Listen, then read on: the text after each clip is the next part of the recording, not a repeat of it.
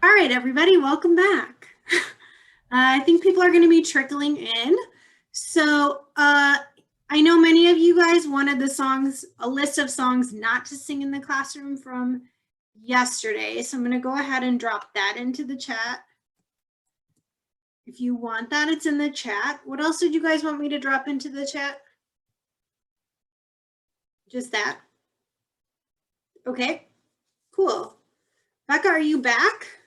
Are you here? I'm back. I am here. Yes. All right. Do you want to go ahead and get started? I don't really have any other announcements. Yeah, I am ready to get started. I know some people told me they could come to the morning and not the afternoon. So I just want to wait like 1 or 2 minutes before we start something that people are going to have to catch up with. Did anybody have any questions over the break that they wanted to ask Becca? I know somebody asked about the recordings. They probably won't be out for another week or two, depending on what my life looks like in the next week, because I'm the one doing all the editing.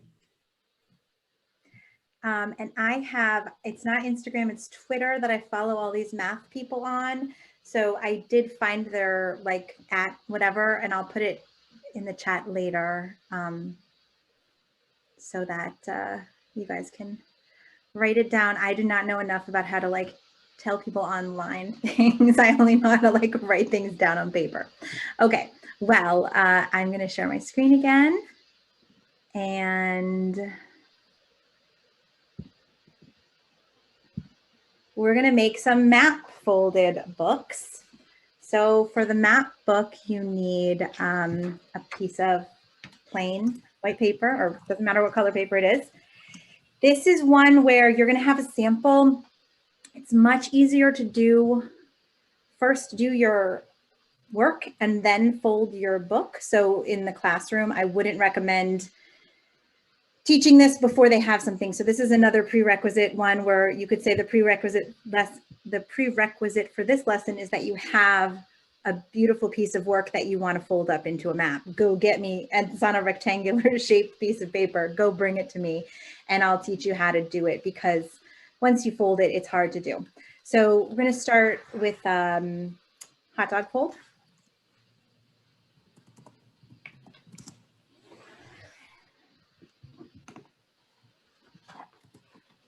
And then same, open it up and smooth it out to make it easier to do your hamburger fold.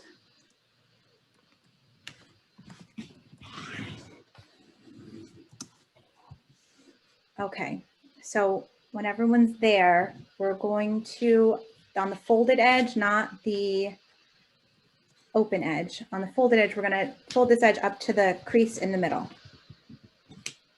And this is the part at which all my students say, are we making a paper airplane? And I say, we are not making a paper airplane. And same thing on the other side.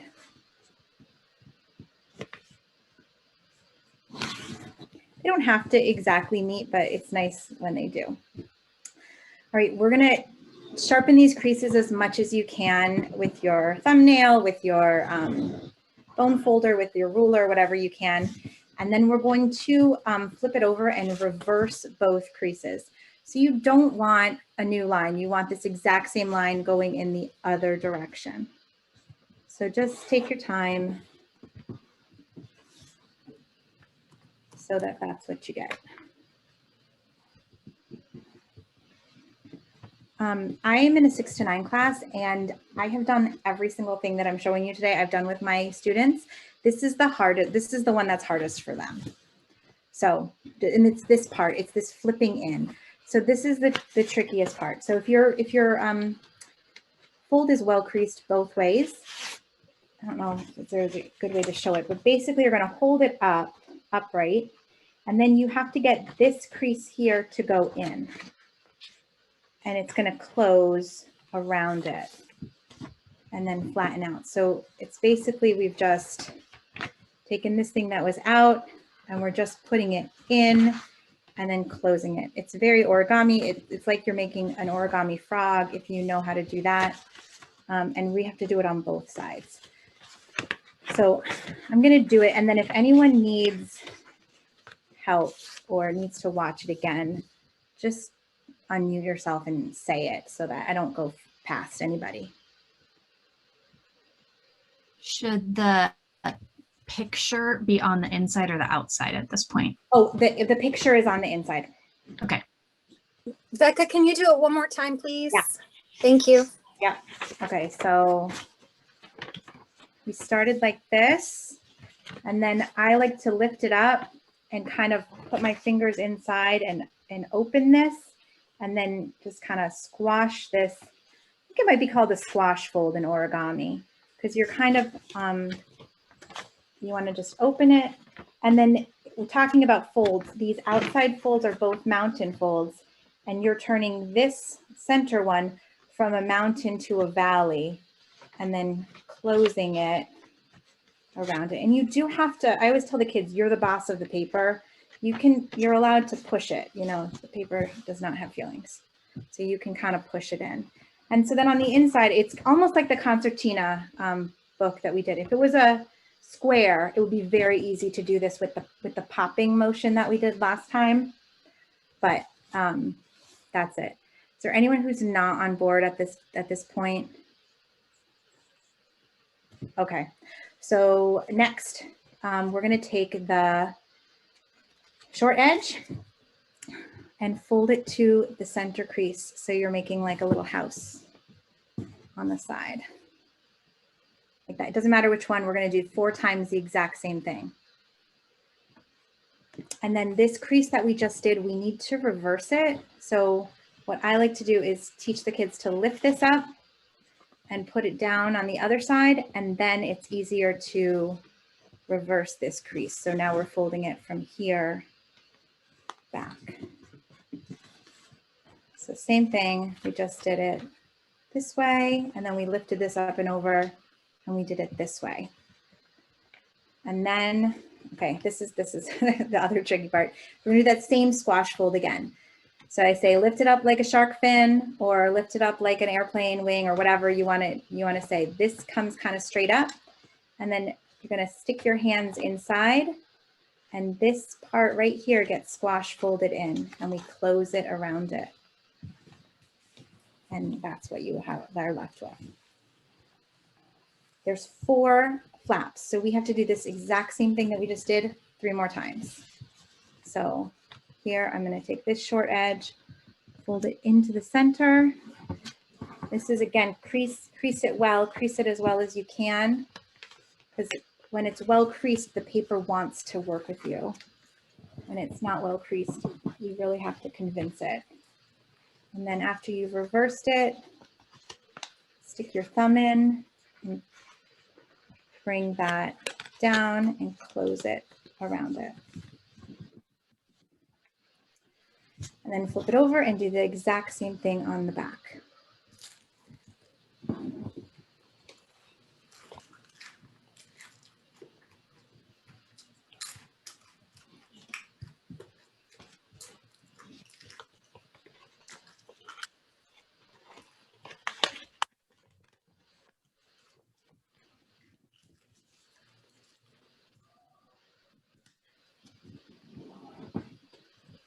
It reminds me a little bit of a dreidel. Oh, sure, I can. The upside down version. All right, and if you've got this, that's it, you're done. This is it. It's not a long thing, it's just the folds are a little bit more tricky, because then you can take the sides and open it up. It's like a Turkish map fold and a Hungarian map fold, and to me they look the same. So I'm not sure which one this is, but I really love it. So I have a couple of examples. It's the one I have in my classroom. Like I said, this would be really hard to draw on after it was constructed. I always put a cover on it because I don't like the triangular shape of the top. But then the great thing about this one is that you don't just have to do one, you can do many and glue them together. So we're going to make a cover for it. And if you want to make another one and stick it on, this one I made has 3. So they're just glued together on the flat part. And you could imagine all sorts of things that you could do with this, because this could really have as many pages as you wanted to. So you could have area of a rectangle, an area of a trapezoid, an area of a parallelogram or something like that, or in this, you know, the whole thing could be area. So if you want to make another one, go ahead and do that. But I'm going to show, we're just going to go through making a cover. I like my covers to be slightly bigger on all sides than the pages. So you can see this one just has a little bit of a border on the top and bottom. And I don't have, in my classroom, I have 12-inch construction paper. I don't have that here. So I'm using 11-inch cardstock. So since mine doesn't have anything drawn on it already, I'm just going to trim the short side a little bit. I mean, this is the only side you can trim, but I'm just going to cut a smidge of this off so that I end up with a better border. You do not have to do that. It will work. It'll fit. It'll just not give you as neat of an appearance as I like to have. Okay, so this is essentially twice the size of this, right? So we're just gonna decide how big the cover we want to be, how much of a little border we want, and cut it off. And then we can use this if we want to make a closure. You can save it for making your tunnel book or your triorama as you like. And then because it's already exactly half, we're just going to fold this in half. And then get my glue, sorry, and put glue down on the white paper on the outside, all the way around.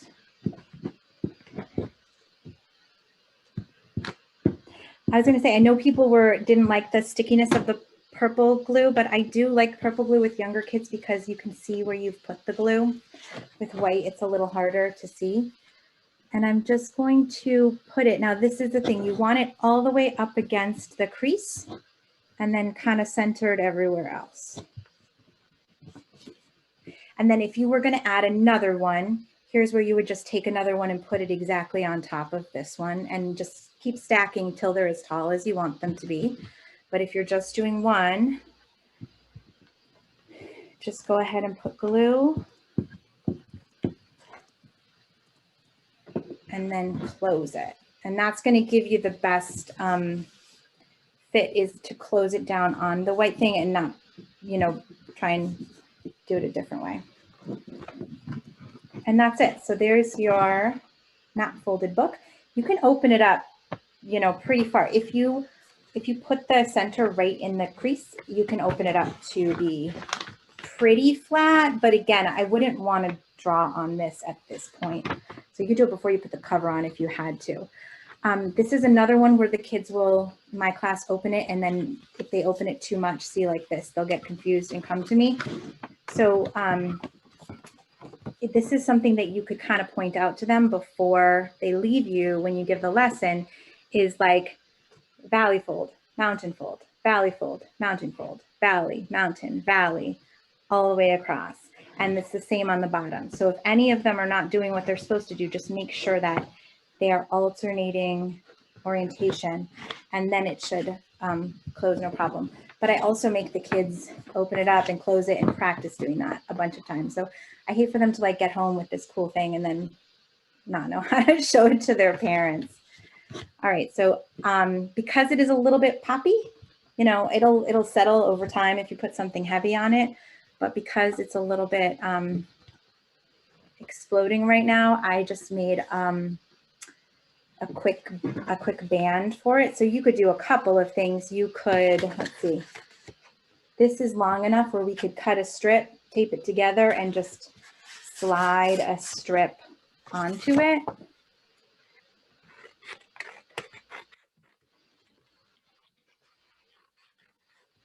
Probably would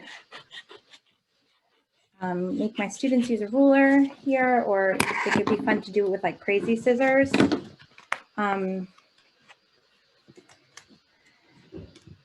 So I would just do that and then maybe give it a little extra space and then put some glue and hold it for a second. So that's one choice for, you know, keeping it closed, is to have them make a little band. They could also make one with yarn. That could stay on it. And then another option for keeping it closed is to cut a slightly wider strip that's a little bit longer, or not, it doesn't even have to be longer. I did one that was a little bit longer and it folded over, but kind of messes up your pages. So I just make it a little bit shorter, and I'm just going to glue it on so it has a slight bump.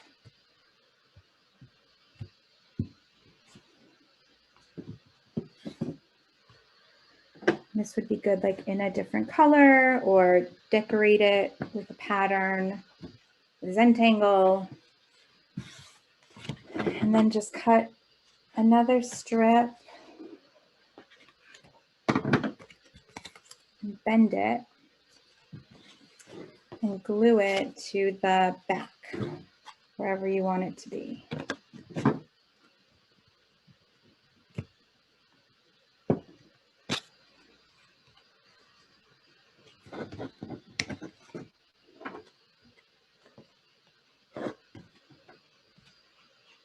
Oops, it's going to need to be pressed down for a little bit longer.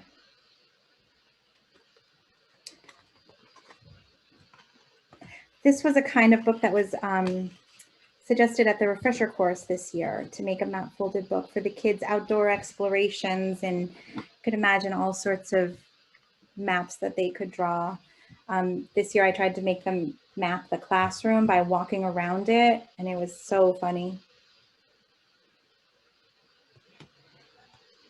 Anyway, the glue is not, they definitely need patience with glue sticks for sure to keep it down. But anyway, that is a great way to do a closure. And then with my other one, even though it's 3, you know, I had the closure on all night, and so it like sits pretty, flat when it's, even when the closure is not closed. So yeah, and you could do as many of these as you wanted. Anybody have questions with this one? Anyone stuck anywhere? All right. So the next one is the tunnel book. So for the tunnel book, you need index cards and scissors and glue and a ruler and a pencil.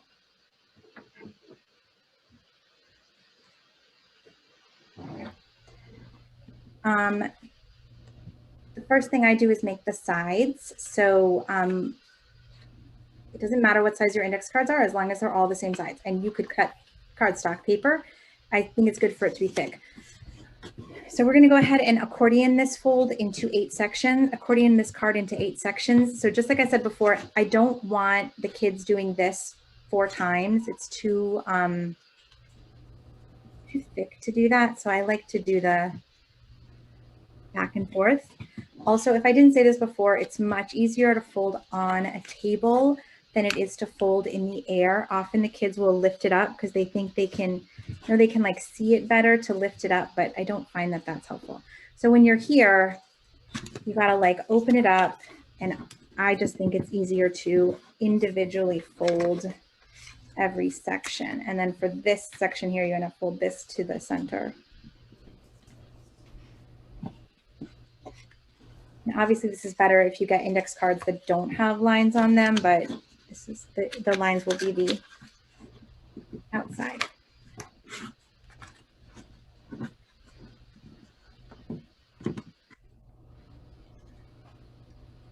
So this is not accordion, even though I have my strips even. So then I just have to go back and forth. Like they often know this as a fan fold.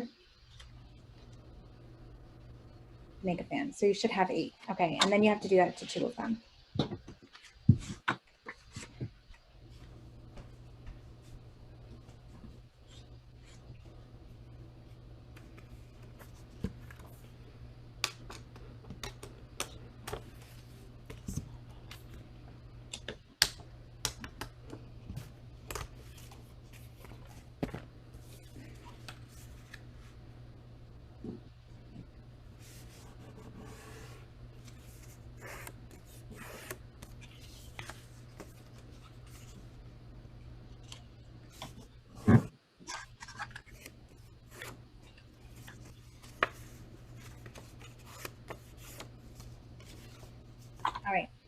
So once you have your two sides, these are going to make the side of your tunnel book. They're going to kind of stand up like this. So you need a background. So depending on what you chose, you know, I said we did book reports like this year, my third graders who wanted to. So we chose a scene from a book and we talked about the setting. So the first thing we did was whatever the setting was, that's what they drew on their last index card. This is another one you can't draw on it after you put it together. So go ahead and take a minute. We've got plenty of time. So I'm going to kind of slow down a little and I'm going to draw my little scenery on the back. And I just got back from a week in Narragansett, Rhode Island. So I'm going to draw the beach. Not well, but.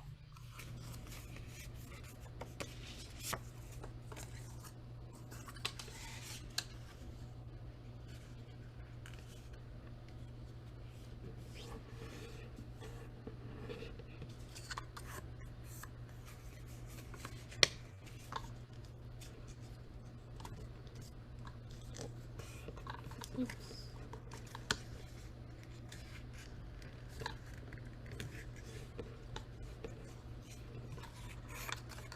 All right.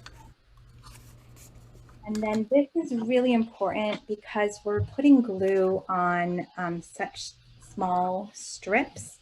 To have a glue card, I like to have a glue card anyway with the kids because they're bad at always glue on my tables, but especially for this because we're going to be gluing on top of other pieces. So set down your glue card and they're just going to put glue all over the bottom section. And then just stick that in place. And then the same thing on the other side.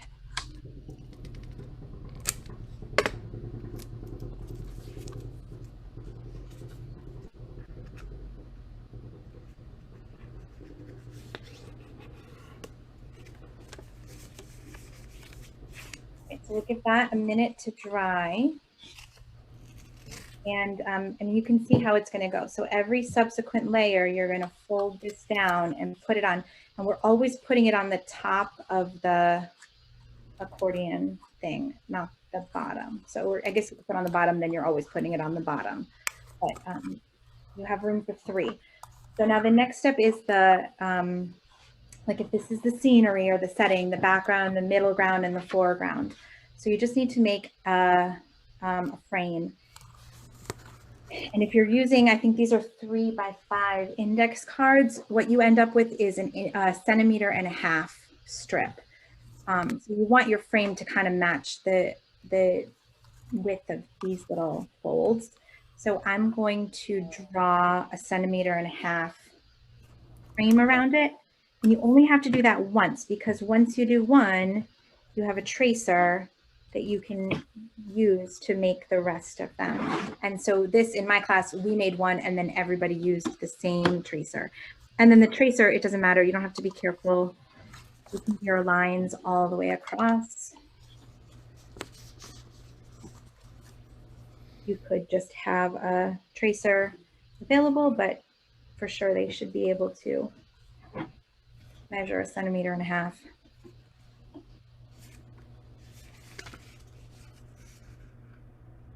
And actually the top and bottom could be smaller or bigger. It's up to you. I've also seen these done where I'm gonna like glue things onto the frame, but I've also seen them done where people they cut out shapes from the one frame. That to me was too hard for my class. So I did not do that because it's already hard to cut out of the middle of something. If your kids can use an X-Acto knife, then that would be a really great way to do it, to draw directly on the card and then have them cut out the middle. But I'm thinking lower L. That works very well.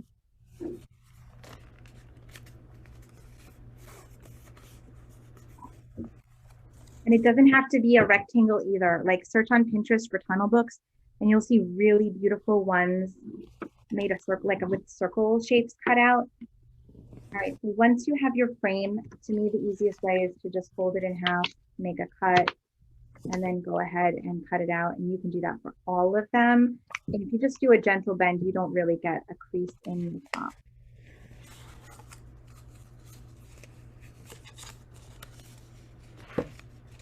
What are you doing?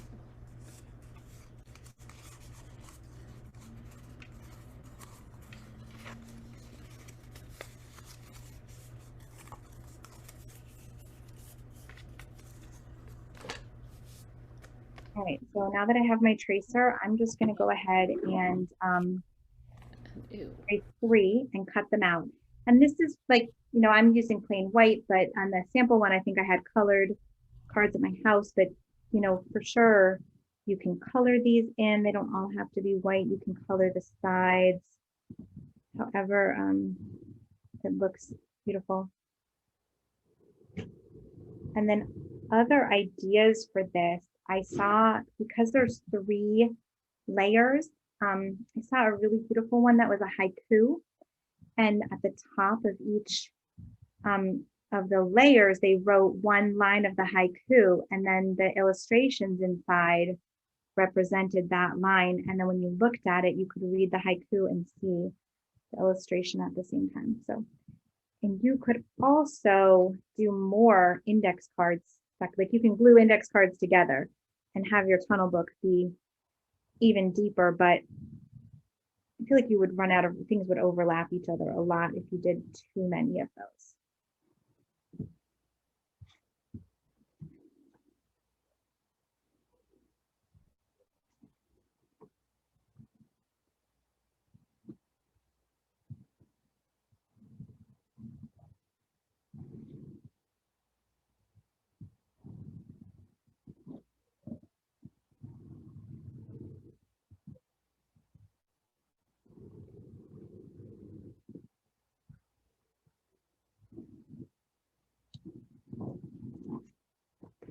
And if you can, cut close to the edge, save your insides, because you can use these for your pieces later on that you're going to glue on. So, you know, Becca, did you say that that your 3 windows are the same size? all my 3 windows are the same size. Yeah, and they don't have to be. That's a really good point. They can get increasingly smaller as you go. But mine are the same size, only because I wanted to use the same tracer.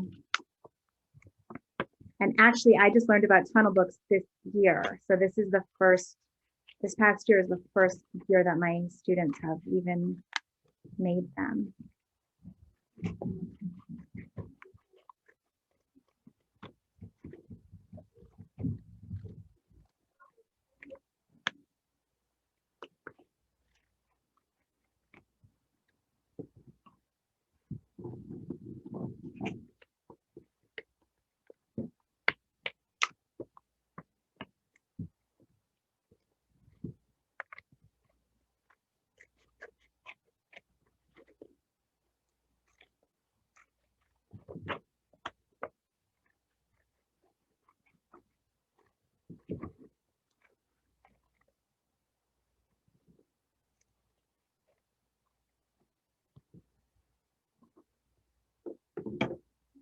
All right, so whenever your frames are done,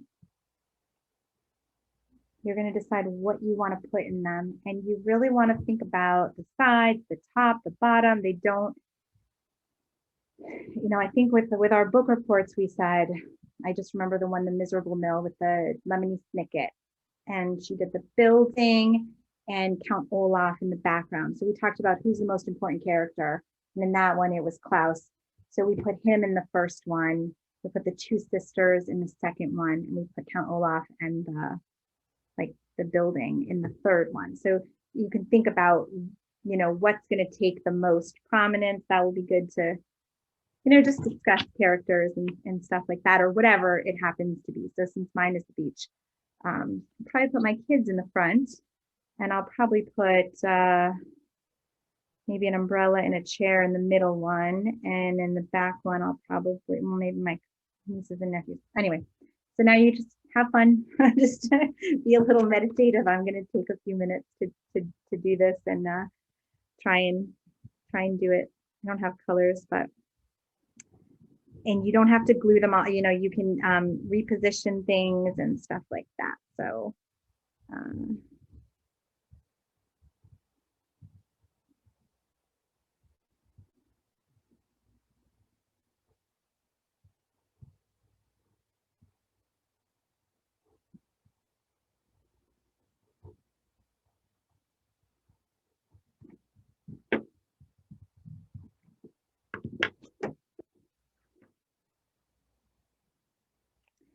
My brother is an artist. My whole family are artists. My brother is a glass artist and he lives in Denver. And we always talk about the difference between art and craft.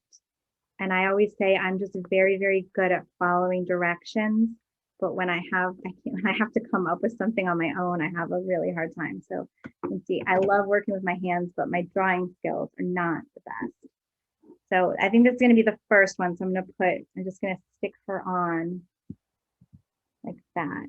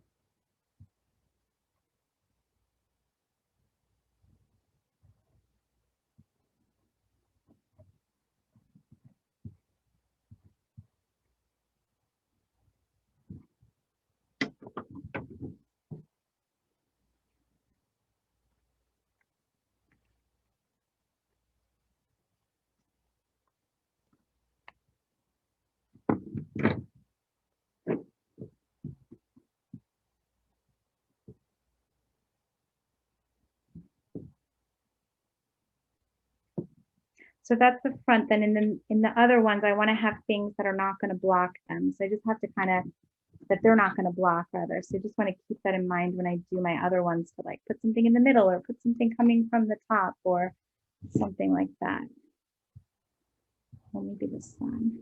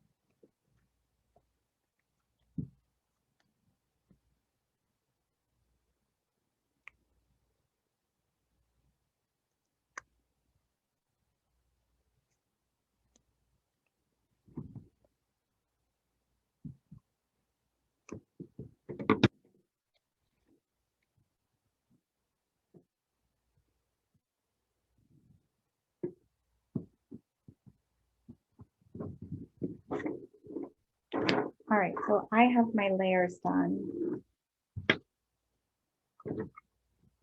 And I need to get my glue thing. So now I'm going to put in the back layer, and I'm going to put my glue paper down to protect the background, and then fold this down on top of it. That down.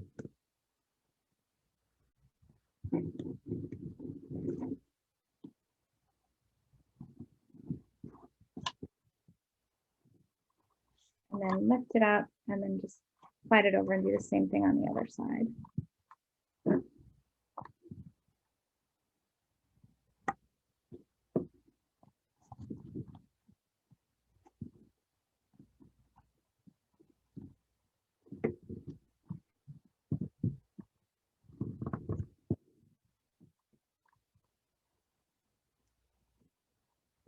You can see these squash.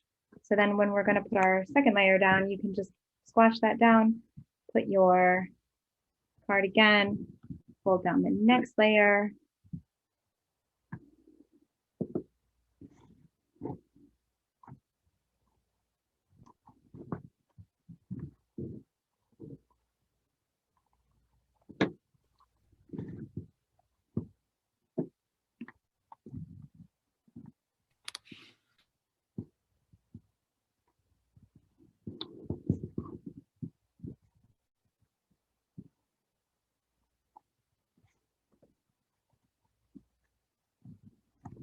You kind of just change your glue thing around a little bit so that it doesn't stick.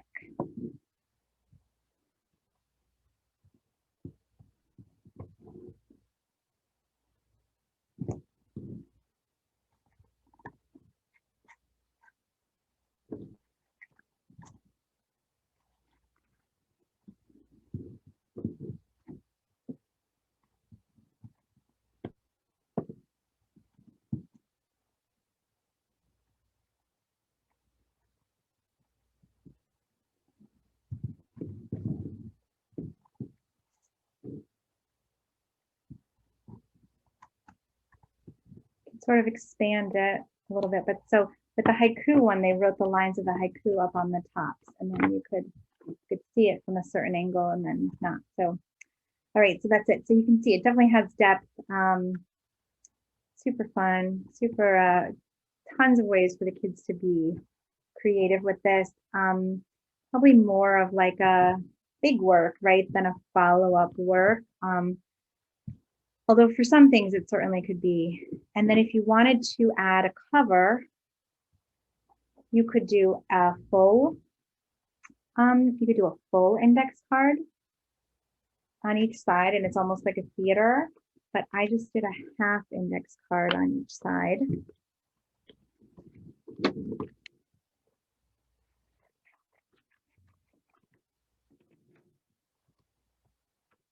And then with these, I wanted the white to be on the outside, so I just glued it onto the top on each side. So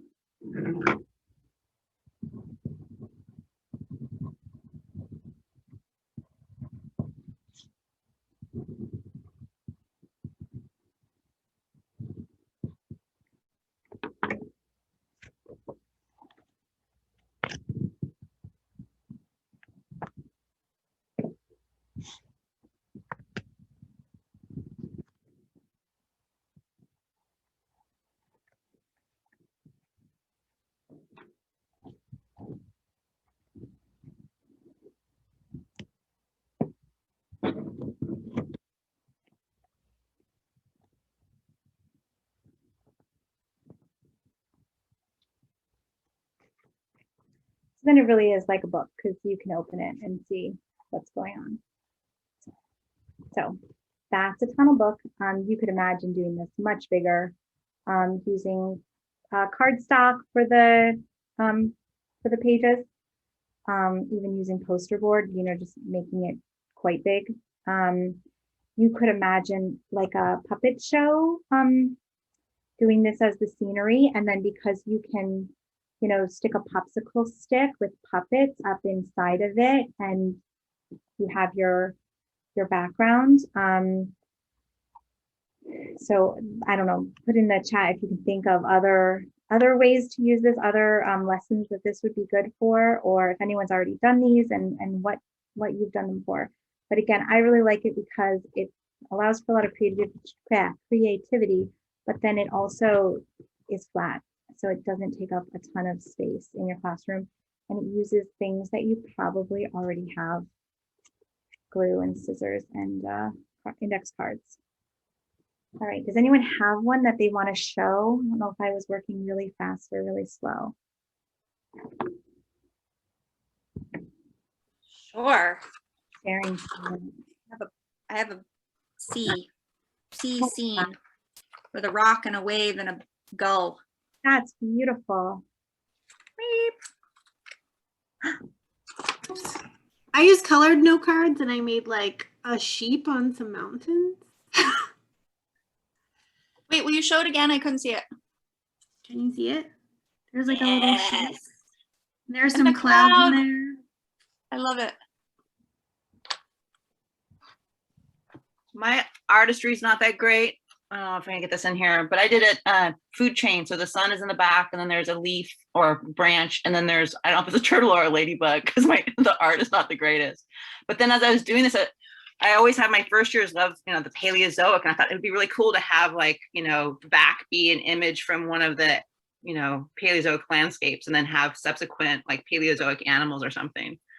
Yeah, like a timeline. Yeah, exactly. Yeah. Cool. Yeah. Thank you. It's awesome. Okay, someone said repeat the gluing steps for the frame and the front cover. So hold on.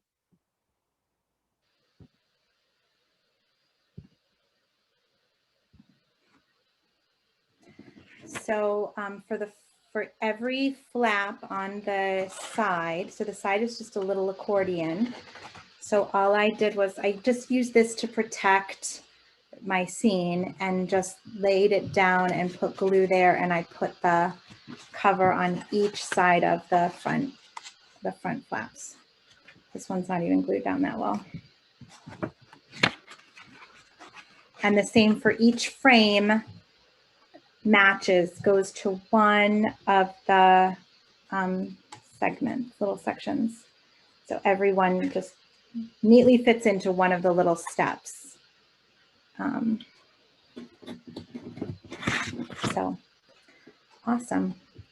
I just thought that if someone did do Paleozoic, if you did it, the idea of doing it a big one, you could actually have it be a collaborative project where, maybe pairs of children or single children could have a frame, and then you could lay the frames in. So maybe someone would be responsible for, this certain, was, responsible for the Ordovician, or was responsible for the whatever, the Divinian, or, whatever.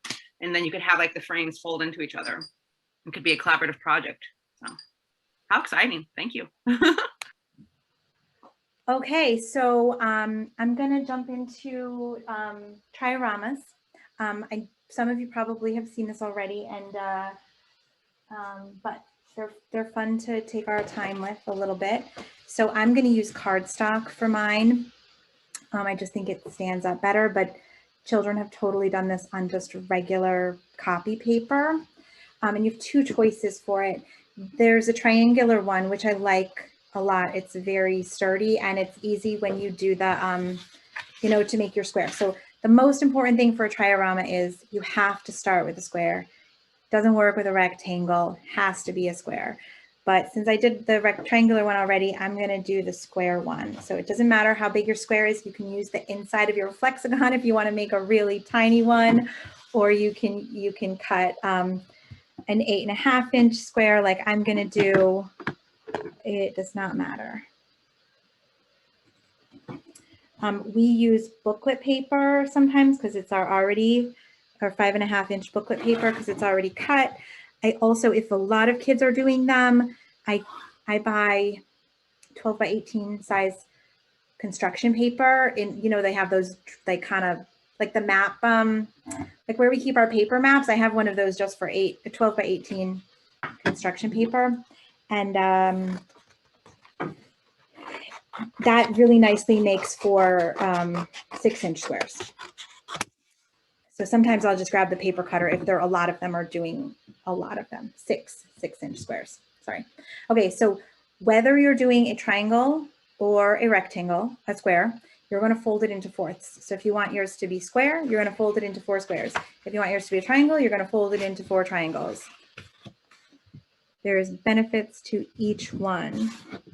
And after I posted it in Instagram, I saw so many cool ideas that people's students did with these, like there was like perimeter town or area town or something that someone did. And I don't know if Katie's still here, but her kids were turning them into cubes, like putting them together to build with. They were so cool. Okay, and this is so simple. Once you have your 4 sections, pick a line, any line, and cut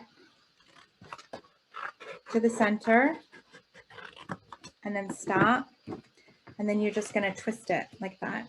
And then you're going to glue those together. So you have your little, I think it's called a triorama because it has 3 sides. And this, you can do so much with this. You can make little scenes. This is where I've done once we did a class project where everyone made one and they picked part of the timeline of life and we built little scenes of the timeline of life in here. If you want to draw on the sides at all for your background, it's much easier not to glue it yet, just to kind of remember what's going to be what, but you can also go ahead and just put glue on one of these and stick it down. Another thing is these are not flat, like these, you know, all the things so far I've been saying, like it's so great because you can fold it and it's flat, but I have seen people, let me see if I remember this because I haven't done this, but if you fold the bottoms into triangles and then you glue it together, let's see, you can make it flat, but I don't know that I would do that. I've seen it. Maybe up. Is this an 8.5 by 11 sheet of paper that you just made a square? Yes, it is. I have seen this before. I have seen people do this and they do 4 of them. And then imagine these are glued together and then it kind of opens up and it's a little scene. So it's like a book, but it'd be hard to stick things in here, but you could also do that. So, but what I did want to talk about was putting things in here and helping kids make things out of paper. They always, at least in my class, they always want to use clay. They're not good at, you know, you have to do score and slip if you want your clay parts to stick together, and they're not good at doing that. So the heads fall off or the legs fall off, and there's no good way to glue things together. So I've kind of been like, if you're doing something out of paper, you have to stick with paper the whole time. Could you walk through the steps just one more time? Oh, sorry, of this? Yes. Okay.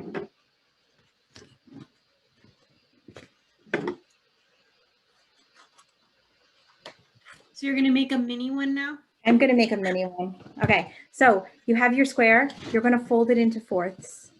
Whether you make 4 triangles or 4 squares, doesn't matter because it'll work. And then once you have this, you're just going to cut into any of the lines to the halfway mark and stop. So you have this. And then you're just going to like bend it. And if you did triangles,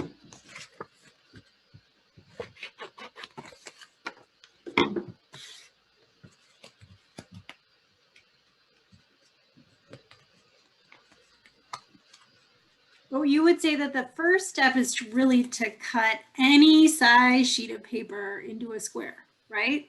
I would say that. Like you're just, that's probably 1.5 by 1.5.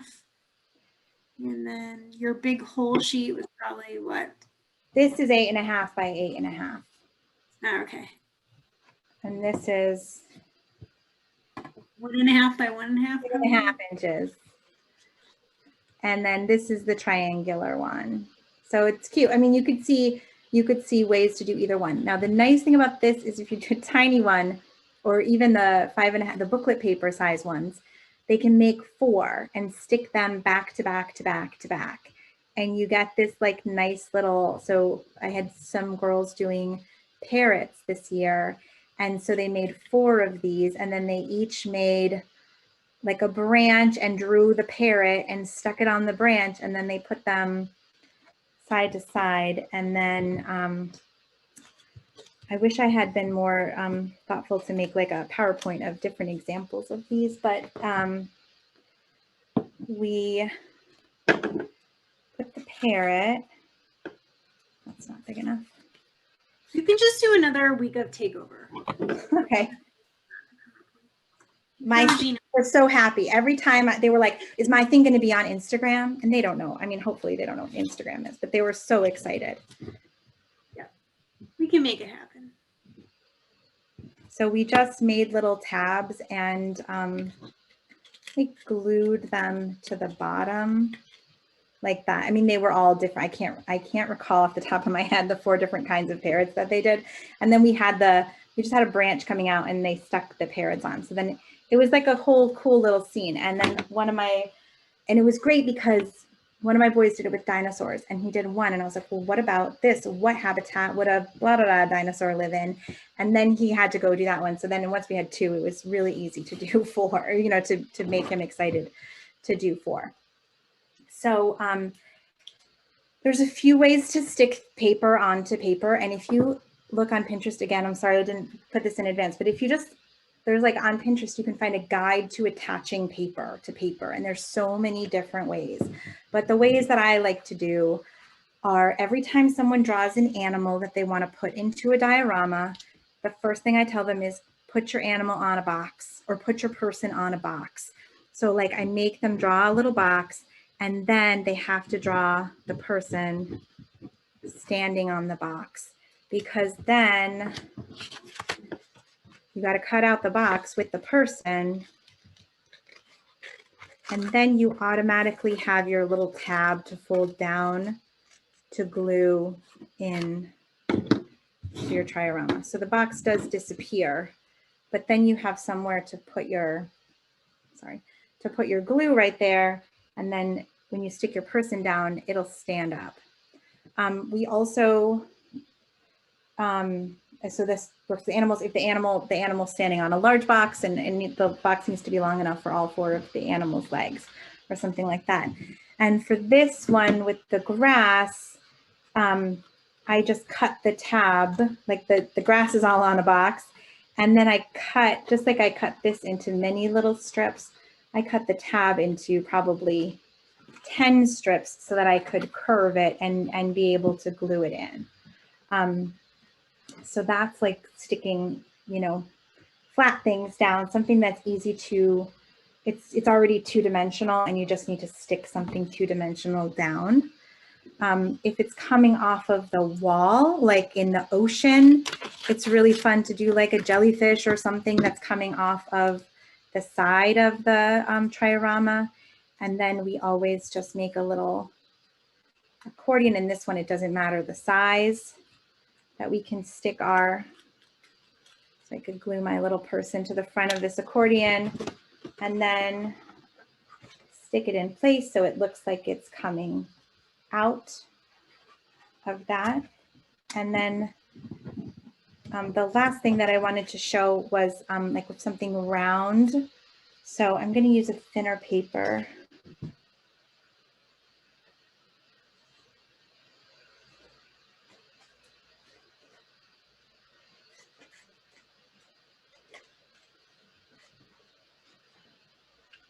But if I had like a tree and it was a tube, so I know this doesn't really look like a tree trunk, but if I rolled it up, and with trees, you know, you can put like tissue paper at the top or whatever you're using for leaves or vines or whatever, and then you can cut, once your glue is dry, you can cut 3 or 4 slits into the bottom and then spread them out. And they look like roots that you can glue down, and your, you know, 3-dimensional thing can stand up like that. So probably other people who've been doing lots of dioramas and things like that have other tricks for putting things into dioramas and stuff. But I really like the kids to try and just use what we have. Like obviously sandpaper for the bottom is really nice, or tissue paper on the bottom, or now you can buy so many different textured papers, and we found paper at Joann's that looked like pebbles and things like that, so that they can do so much with this once they have the form. So that's all I wanted to say about dioramas, but feel free to keep on working on it. And I wanted to show, I mentioned earlier, this book. If anyone has some string or yarn with you, or you can just watch, a new way that I just learned to put these together. So this is the kind that I was telling you about, and I just colored them at the bottom so you can see the page. And then you could put this together by stapling it if you had one of those staples, or you could do a pamphlet stitch, which involves punching 3 holes with an awl. But this is like a pamphlet. I don't really even know how to say it. It's not really a stitch. So what you do is you cut a little notch into the center, and then you cut a little notch onto each side. Those are not even.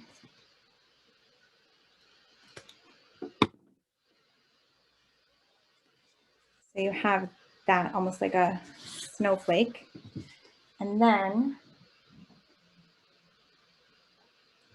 with your yarn or your string or ribbon or whatever you have, you're going to go, you have to decide, you're going to have a knot. So you have to decide, do you want your knot on the outside or the inside? So if you want your knot on the outside, you're going to go in from the outside through the hole and then over to the side, all the way across, and then around into the other notch, and then come up from the bottom and go back into the same hole again. And then I like to put one side of the string on one side of the string, and then you just tie these two in a knot. And I almost want to call this like a tea bag book, because that's what it looks like to me now. So I didn't tie it, but I'm just going to do it one more time. So if you want your knot on the outside, you go in from the outside to the middle hole, come out to the middle, go around to the little notch, go all the way across, and then in again.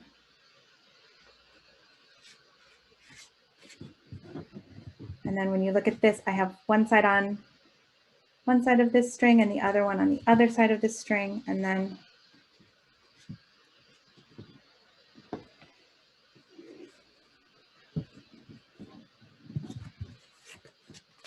tie a knot. So they could make a necklace.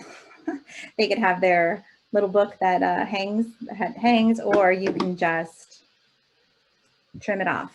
But I don't love the hole punch booklets, and so I really love the simplicity of this one, because they don't need to thread a needle. They don't need to find a needle. It's so easy, and we have so much yarn in our classroom. So this was my most exciting discovery of the summer right now. All right, there's 30. Becca? Yes. Sorry. Will you tell them again? I think some people joined a little bit later, how you make that like staggered book, because it's all the same length, right? You just fold it differently. Absolutely. These ones are all the same length. So it's all, these are all the paper that is what you have left over when you make booklets. So it's 11 by 3. So here, let me just. So all that, when you're cutting those like 5.5 by 5.5s, right? You get that one long strip, and then you're like, what do I do with it? You make one of these books. Make one of these books. So I'm just going to put this one down. These are the exact same size of paper. And this is only 2. This is just 3 pages. But you just put this one down slightly above. I don't know if you can see that, but it's slightly above. And then just hold them together. And then when you fold it in half, you end up with 4 little staggered things because it's the bottom. So this is a page and this is a page. But when you put it together, it's like little steps. So, and then this you can put together however you like. Like I said, you could write the words. So it's like, oh, I want to know about an acute angle. Let me open it to there. Or I really like this with the colors. And then they did like a little table of contents on the first page. It was like green is agriculture or whatever. I can't remember what they did it on, Egypt, I think. But yeah, and so you could do this.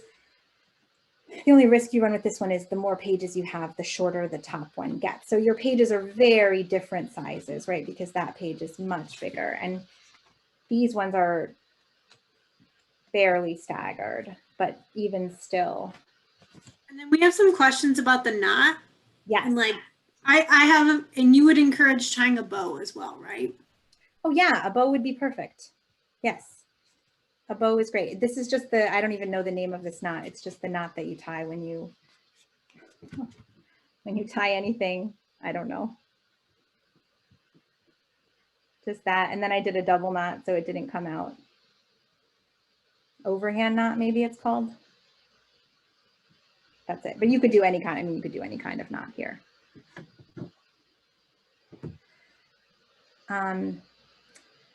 All right.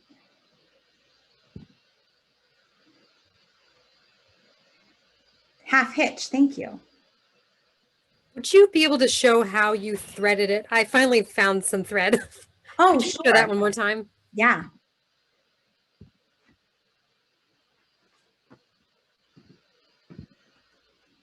All right, so I'm just gonna now use this one. So I cut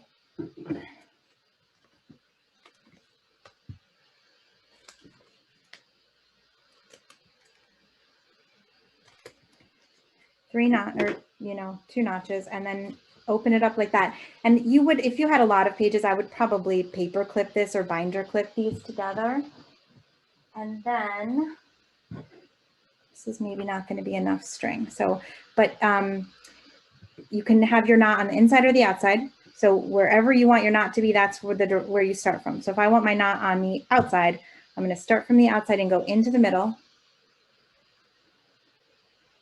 And go in either direction, it doesn't matter, but go all the way across again. Let me see. All the way across again, and then back in through the center,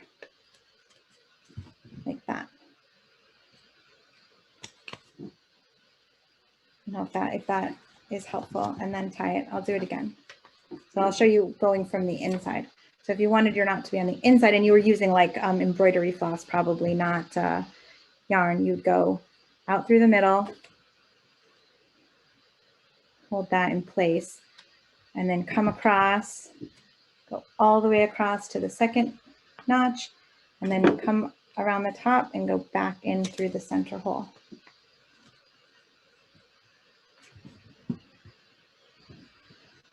So all the way across is the hole, and then there's a half and a half on the outside.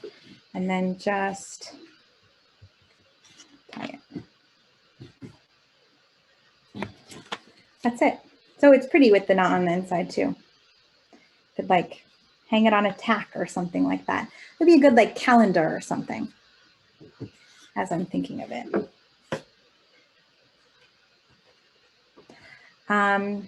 Any other questions?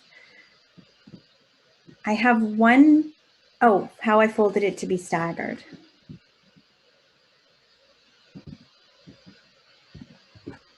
So you just take your pages that are the same size and you lay them on top of each other staggered. So this one is just slightly up from that one, and then keep them together as you fold it. You keep the stagger at the top. So the stagger at the bottom and the, and the top are the same. So when you fold it, you keep that, and you could do as many pages as you wanted, like that. But then just beware that they get smaller as you go up. But this could just be the cover. It doesn't need to be any real information.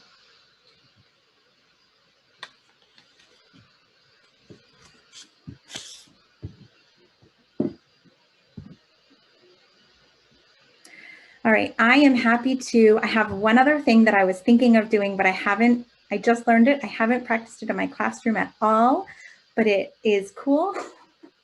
And we could probably do it in 20 minutes. Or if anyone has questions, or we could just break early. So Let's do it, Becca. Yeah, let's do it. Okay, so this is called a spiral book. And for it, you need to, wait, I gotta change my camera again. Share screen. I'll just tell you that I was practicing this last night in my bed, and then I kept waking up in the middle of the night. Like, what did I thought one of my daughters had like clipped her toenails in my bed, but it was just all these tiny little paper triangles everywhere. So make sure you do that somewhere where it's easy to pick them up because they're not comfortable. Okay, this one's a little bit long physically. It's not that long, you know, time-wise, but we're going to take 2 pieces of paper, or you could alternately cut a piece of paper in half, but you want it to be longer than it is wide. And I'm just going to glue, put a strip of glue here, and then connect them, and then give them a second to dry.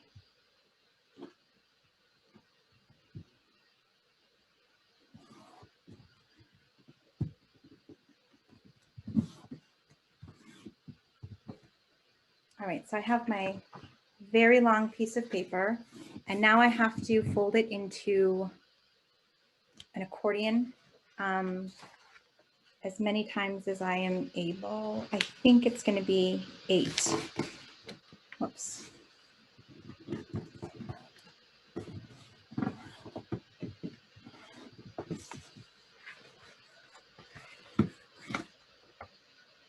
Yeah, it's going to be 8 sections. And you're going to need a ruler, and you're going to need something that you can score your paper with. So you can use a bone folder to score your paper, or you can use a ballpoint pen. It doesn't, I mean, we're going to make lines on it if you use a ballpoint pen. If you have a dead ballpoint pen, that's good. If you have a mechanical pencil that you can make it so there's no lead coming out, that's good. You can use a dull scissors. And you also need the surface that you're working on to be a little bit soft. So if you're working like straight on top of a table, then you need to put a piece of paper, or a couple pieces of paper under you, or like a magazine or something like that. Okay, 1, 2, 3, 4, 5, 6, 7, 8. Once I have my 8 sections, instead of folding them to be an accordion back and forth and back and forth, I want them all to be valley folds or mountain folds. It doesn't matter. You just want all your folds to be the same. So I'm sorry, it's very unwieldy. Just go ahead and fold your paper so it's like gonna kind of box up a little bit. All your folds are gonna go in the same direction.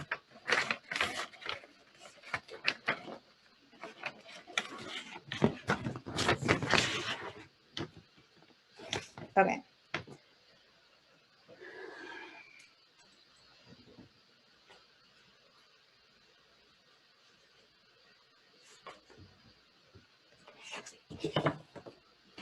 So I'm going to put a couple pieces of paper under me, and some of these I'm able to do on camera, and then I just don't. If I move my document camera, I'm going to lose my picture. This is the next step. You're going to be drawing diagonal lines, or scoring rather diagonal lines from the top corner to the bottom corner. Doesn't matter which way you go as long as your lines are parallel. And it's helpful to take a pen and put a dot, or a pencil, and put a dot in each corner. And I'm going to use a pen, so you're going to see the line. You can do that, or you don't have to, but my pen is going to simultaneously allow you to see the line and also score my paper at the same time. So I don't know if you can see, but like there's a little ridge now that's going to make it much easier for me to fold on this diagonal line. So you're going to want 8 parallel lines, just like I did one. You're going to do that 8 times. And I will see you at the other end.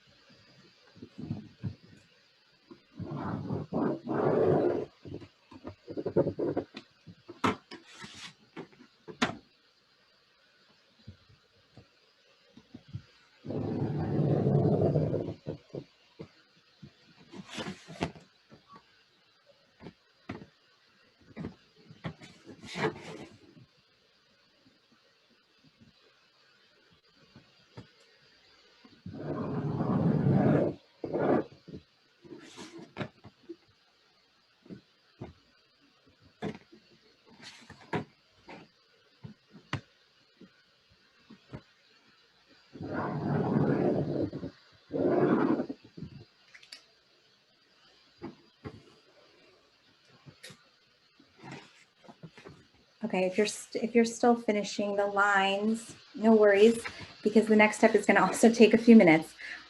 All of your vertical lines are valley folds.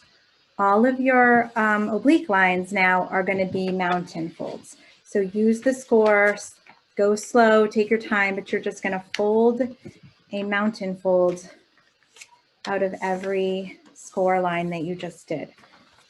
It's going to be weird, but it's very cool. And give it a crease.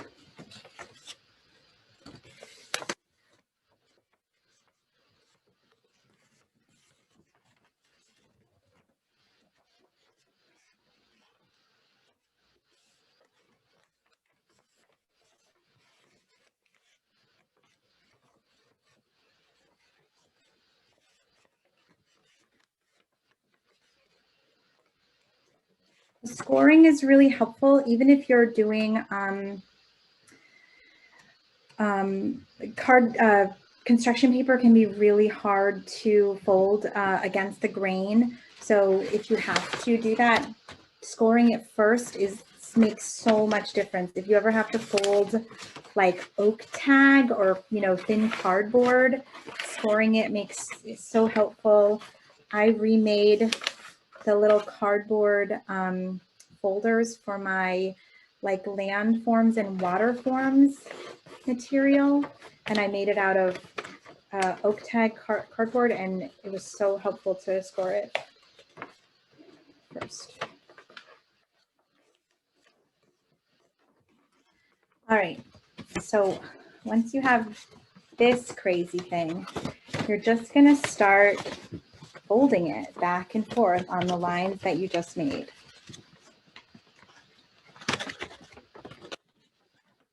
And just alternating mountain folds and valley folds. And especially if you did the giant one that I did, it's going to be this beautiful spiral that you can, oops, if you did the half size one, it still will come around to a circle, but it's not as impressive.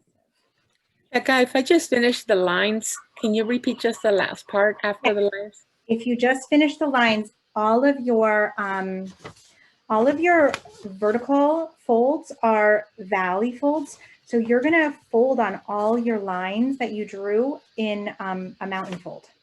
So use the, you made a crease in it by scoring it. Use that scoring line to fold it into a mountain fold so that your folds alternate.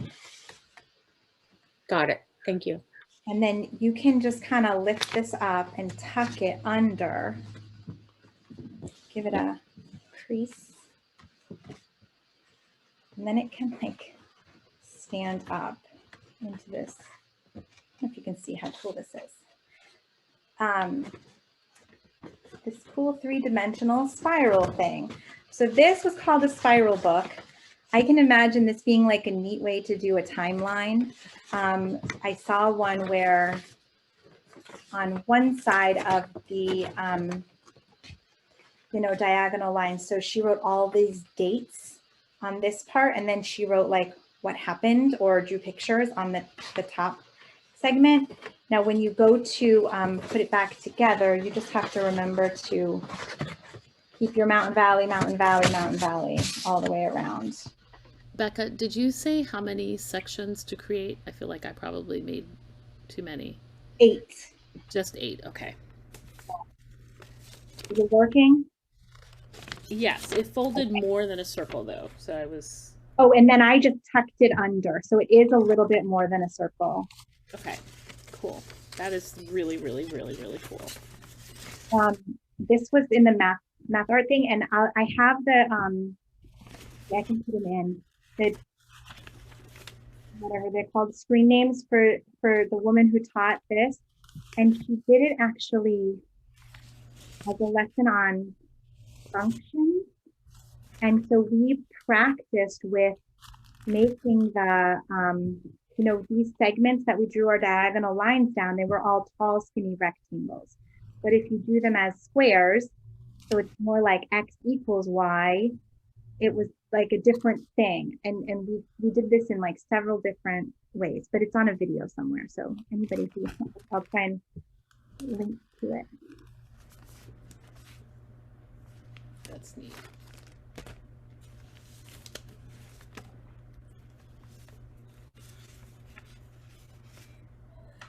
I need help from the point of it's all folded to getting it in a circle, please. Okay.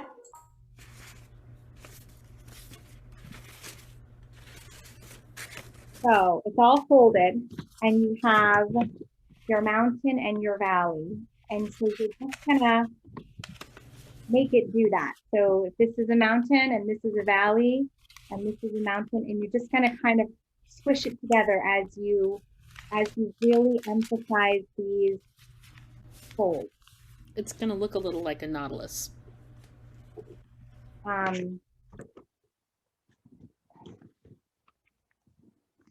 So, and I'm sorry, because this is the only one that I haven't taught to students before, so I'm better at teaching it when I've already gone through a couple of batches of kids.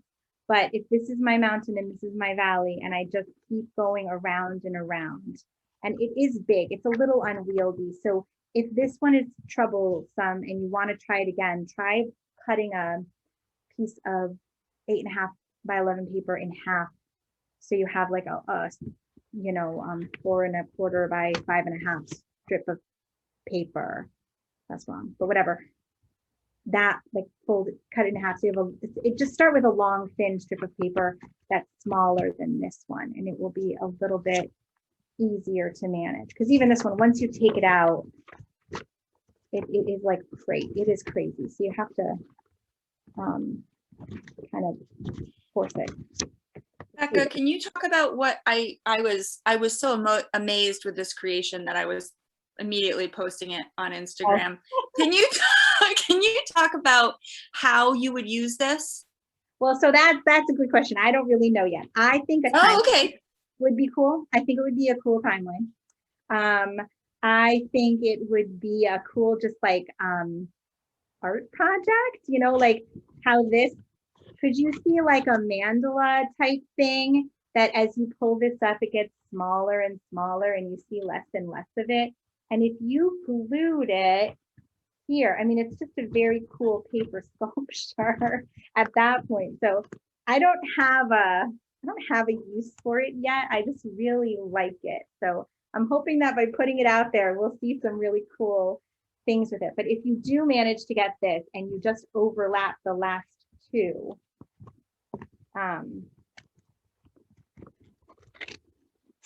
it's very pretty. So I don't know. Chat, what does everyone think? What could you do with this? It's called a spiral book. I know that. And I want to do something with it. I just don't quite know what yet. I feel like I'd have to make it in my class. Ooh, triangles, color wheel. Yes.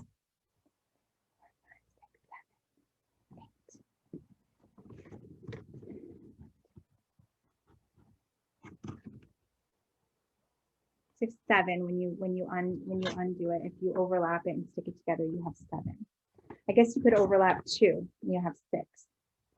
That would be cool.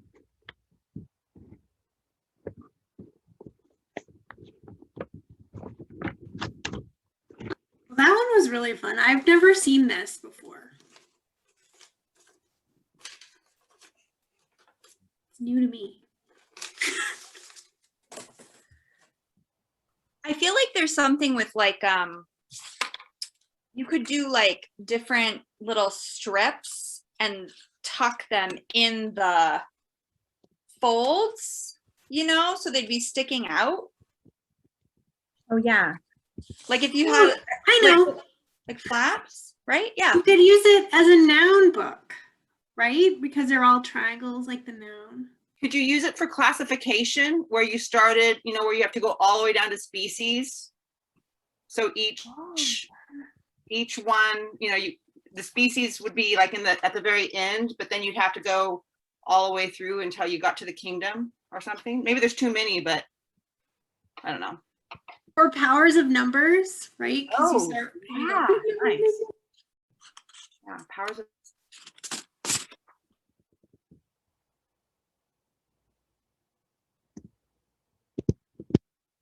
Or even for math facts, there's little like, everyone has like a little flap on the back. If you wanted to like open it like that.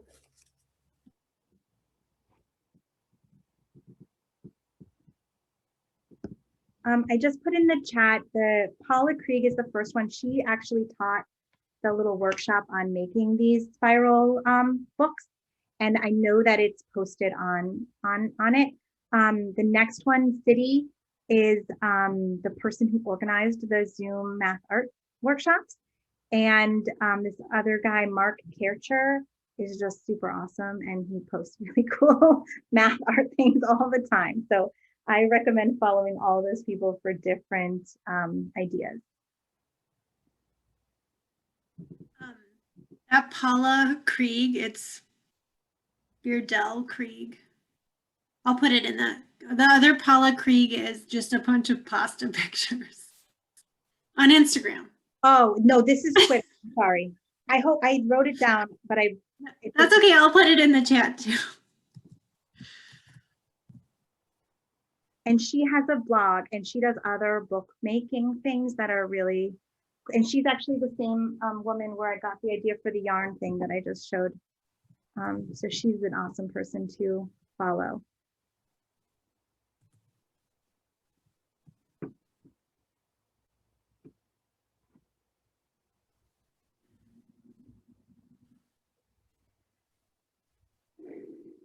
All right, so we just have about 5 minutes before our break, and then our final session of the weekend. It's always the most bittersweet part of the conference. So if anyone has any questions for Becca, feel free to unmute yourself. Oh, and I will put my email.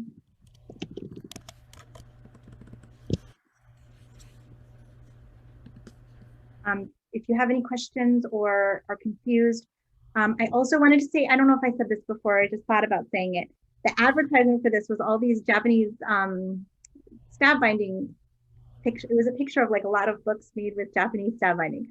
So if anyone was like, I came for that and I didn't get any, I don't have any of my supplies here. but I'm more than happy. I have this like cool little document camera that I got at the beginning of the pandemic, and I've been loving making videos and editing videos. So I am more than happy to make little videos of things like that and put them on YouTube or whatever. So you have my email if you need to ask a question or are confused about anything, please let me know. And I went ahead and I put Becca's stitch along again that we recorded in the spring in the chat if you're interested in that. Yeah. I just want to say thank you everyone so much. I was so nervous about this and it was so fun and everyone was so great. So I really had a great experience doing this. So I'm so happy to